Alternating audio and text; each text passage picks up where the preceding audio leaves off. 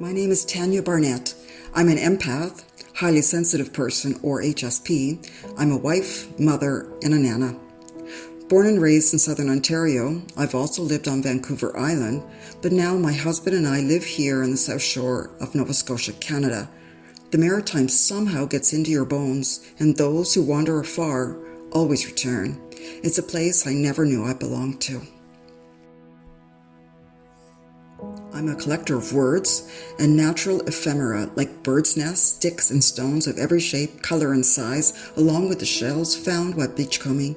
I've had an artisanal bakery, crafted felted handbags, worked with wonderful clients as a therapist for many years, and as I head into retirement, I'm writing and illustrating a picture book for children.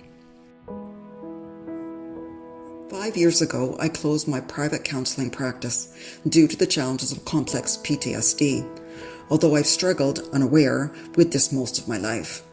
It wasn't until chronic fatigue hijacked my life and that getting well became my job.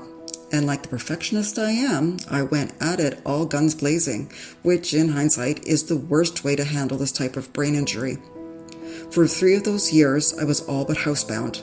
I went out for groceries. Returning, I'd be in tears on the kitchen floor, a sea of bags and boxes surrounding me. And I went out for 1 meal each week with my husband, and that's it. My life became very small. Friends can only hear no so many times before they move on, and that's understandable. I had little support from my family, as I'd always been an abundance of energy and drive. I was a doer, a mover, a shaker, as they say, and it was hard for them to understand this new me.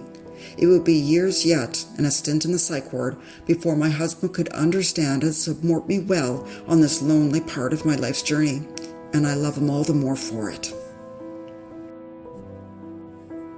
In childhood, I'd suffered from physical and emotional abuse and gaslighting at the hands of my parents. Along with being raped at the age of 7, created a very timid and broken adult. My husband and I married early, having our first child at 19. We were waylaid by further traumas and the day-to-day struggles of raising a family, as we worked hard to create a connected and supportive marriage, and it certainly has paid off now, at 38 years in. Our family expanded to include 2 more biological children and another adopted. The boys are now 38, Jess would have been 33, and Michaela is 28, and I couldn't love them more. When our oldest daughter died of a medical mistake a week before her 18th birthday, I became a passionate patient safety advocate well outside my comfort zone. And that decade-long fight to honor our daughter and make sure her death minimized the chance of it happening to other families nearly killed me. I'm an idealist, and I always thought that when we know better, we do better. But healthcare is an industry that wants to look as though it's proactive. But in reality, doing better is left to each individual clinician. When I realized this, I slid down the proverbial wall emotionally. Were we listened to? Did we make changes? Well, we did. Although more than 40,000 Canadians still die each year from preventable medical mistakes. Through the decade after our daughter's death, I worked to make change. We created a video of Jess's fatal journey through healthcare, which has garnered more than 130,000 views on YouTube and is used in many countries around the world as a teaching tool in improving patient safety. Jess is like an echo, still here long after the source is gone. Our grands, 7 in total, have been balmed to this weary heart. They love running into the studio, pulling supplies, readying their workspace, or riding at breakneck speed, for a toddler, around and around the dining room table, or snuggling up with me for a story or 2. I'm a hands-on nana, and I love my grands, and they're perfect for do-overs. A few years into my wellness journey, we suffered another monumental loss when one of our sons and his wife embezzled our retirement from the family construction company, of which 50% had been given him. The shock was so great, I ended up for a short stay in the psych ward with suicidal thoughts and later one grand attempt. Lack of boundaries and standing up for ourselves, we'd already lost one child and we didn't want to lose another, is our accountability. But in the end, we ended up losing ourselves, and it feels as though we've now buried 2 children and 3 dearly beloved grands. The heartache, unimaginable. I never set out to be a birder. It chose me, really. Birds were pretty things that flitted about. I wasn't particularly curious. It wasn't until moving to the South Shore, a geographical shift needed for the estrangement from our son and his family, that I became so interested in the natural world, birds being a big part of that for me now.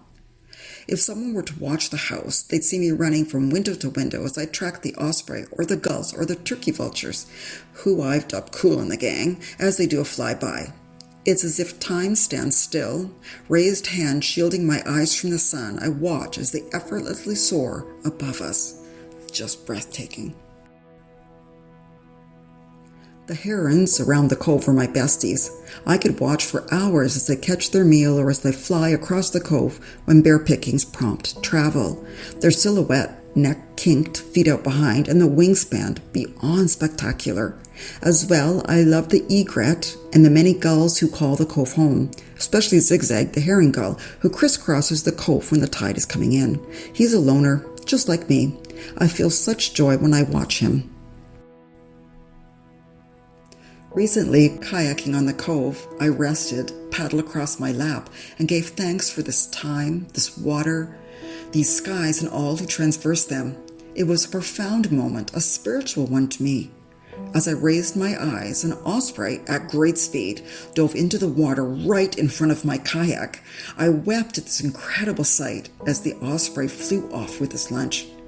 It was in that moment that I knew I was in the right place, doing the right thing, at the right time. What I know in my soul is this: when your heart sings, you're doing exactly what the Creator intended you to do. And I guess He intended for me to become a birder, or at the very least a great admirer of our feathered friends. And this directive from above is some of the most powerful medicine known to man.